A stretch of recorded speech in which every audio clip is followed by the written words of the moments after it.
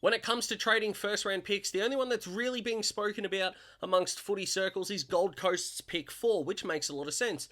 Gold Coast are going to pay a premium in order to get their 3 academy players, centre half forward Jed Walter, ruckman Ethan Reid, and midfielder Jake Rogers into the football club as soon as they're bid on. So keeping pick 4 effectively becomes worthless if they have to use it in a transaction in order to get Walter, who is dead set, could be the number 1 draft pick if it wasn't for Harley Reid, and will probably be bid on at pick 2. However, talking about what everyone else is talking about isn't really what I want this channel to be about.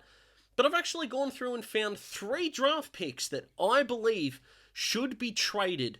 One team needs to use their first round draft pick plus more assets to move upwards, and I can see 2 teams finding some real advantage in trading down. So let's talk about those 3. Let's get into it. Another draft video coming your way. Let's go.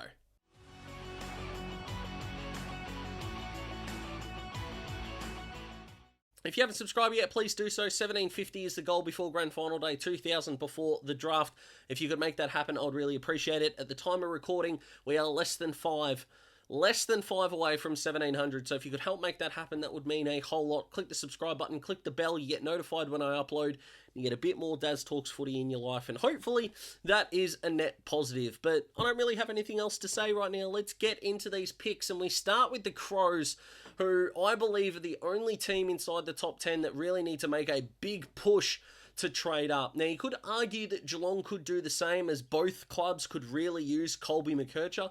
The problem for the Cats is their second pick in this draft is pick 81.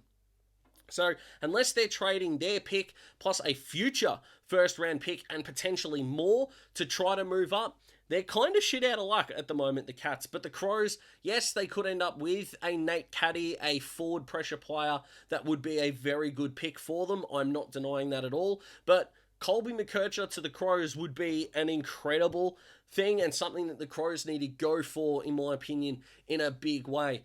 The thing that doesn't make sense for the Crows, or the thorn in their side, I should say, is going to be that whoever does pick up that pick 4 from the Suns, if it's not the Crows, McKercher's not going to get to them if they try to go for, say, pick 5 or pick 6. I cannot see a world where North get the pick 3 compensation for Ben Mackay. How Colby McKercher is not there after the Eagles at pick 1, North at 2 and 3, and then Hawthorn at 4, plus the Jed Walter bid in that top 5 there somewhere. McKercher is probably going to be the next player taken off the board, as I believe he should be, if he's not already off the board. A guy like Zane Dersma might be there, which would be a really good pickup for the Crows, admittedly. But if they have their sight sets on McKercher, that is what they're using the ability to pick up for, to trade up for, and they need to do it. Laird, Dawson, McKercher. Oh my goodness. My soft spot for the Crows continues to grow, but that is a match made in heaven, and I don't give a damn about all this Tasmania stuff. They won't be free agents. If the Crows do trade up, they draft him, and he's good enough that Tasmania want him. Adelaide are going to get a greater return for drafting him and trading him than they would for not picking him up at all. It is ridiculous. Stop this rhetoric. Adelaide are kind of in no man's land when it comes to that top 10 pick. They could get who they want. They might not. By trading up and getting McKercher, it's already an A+ start to this draft. And considering they've got picks 20 and 23 as well, they've got assets for the now and for the later that could help nab them that Gold Coast pick. Or could they even potentially go to the Hawks and try that? Hawthorn probably don't do it, but if you're the Crows, you've got to try. And that's what this video is about. Second, let's go to Geelong, and they need to trade back. They really do. I know Connor O'Sullivan to the Cats is going to be a match made in heaven. I understand that. But considering you've got clubs like the Bulldogs that are trying to move up in this draft, you've got teams like the Swans that are trying to move up in this draft, who have both got good draft capital in order to get more good quality young kids in the door. In my opinion, it's what the Cats need to do. If they really want a key defender, Ollie Murphy and Ari Schoenmaker are going to be there for them to pick up in the teens. They will be. The Bulldogs are not moving up to take a centre-half back. Number one, they already took Jed Buslinger last year. And number two, they've got enough tools. The Bulldogs are not moving up to pick 4 to steal a tall off the Cats. The Swans moving up doesn't tell me that they're going for one of those centre-half back types unless it's Daniel Curtin.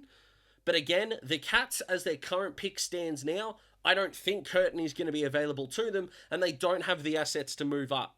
However, if they can get 2 picks between 10 and 20, they will be able to not only get 2 youngsters for the price of one of them is still a massive positional need for them. The Cats could come away from this draft with a bloody good midfielder and a bloody good centre-half back. If they came out of this first round with, say, Ollie Murphy and a Caleb Windsor, as someone who grew up barracking for a team, that one there, that hates Geelong, it pains me on how good that would be. But being non-biased, trying to talk about all clubs in a positive way, and I do that. I don't hold it against Geelong when I record. It makes sense. And I don't think this pick would take place until draft day. I don't actually think any of these would until potentially draft day, but I like this for the Cats. I like it a lot, and it's something they really need to consider, in my opinion.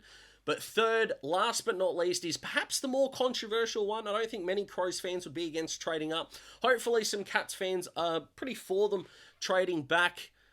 But I'm going to go to the Blues. Now, the Blues don't need a lot, as we can see. Michael Voss got the current list into pretty good shape. He's getting a lot out of the role players, and Carlton are doing a fantastic job so far. How they go against the Ds is obviously this is being recorded and uploaded before that game starts. Remains to be seen. But the Blues don't necessarily need a lot.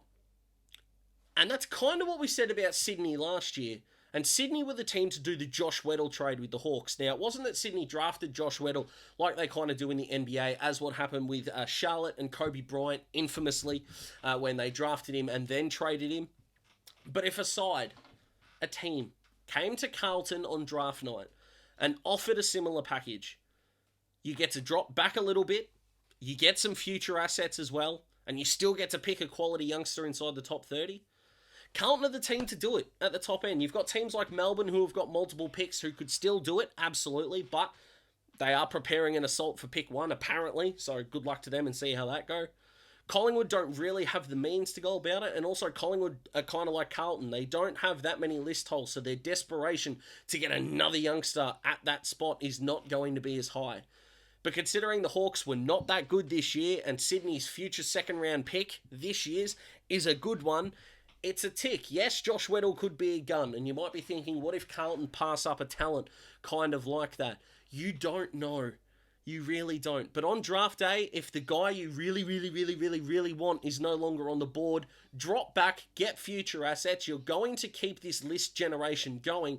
And if you look at the list profile of the Blues right now, if they aren't successful in the next 3-4 years, there could be trouble to come. Yes, Sam Walsh, and they've got some quality youngsters in the last few years, but their best players in 5 years' time are going to be their veterans. So they are going to need this younger talent coming through. And if it's difficult to get a game, tough shit. That's what it's like being at a really good team. Richmond of 17 to 20 went through that. Hawthorn had quality players that just weren't getting games throughout that 11 to 16 period. Brisbane let go of some really good players. Like they traded Craig Bolton, for example.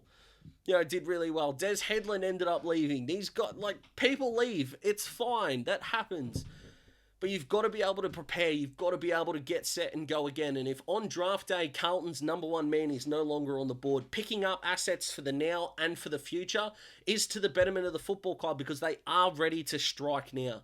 So Adelaide trading up, Geelong trading back and getting an extra asset, and Carlton looking after the present and the future as they continue to be a contender. What do you guys think? Comment below, let me know. A short video, this one. I kind of like these short videos. Cuts through all the nonsense, and considering the next mock draft is going to be 10 extra picks and is going to take up more time, I thought a nice, short, sharp and succinct video would be the go. But what do you think? Whether you support these clubs, are you a side with the draft capital that could look after an Adelaide or a Geelong or a Carlton in this spot? Comment below, let me know. Like the video if you like the video. Subscribe to join the Daz Talks Footy family. Have an amazing weekend if you barrack for any of the 4 teams playing on the weekend. I wish you all the very best. I will see you very soon. Goodbye.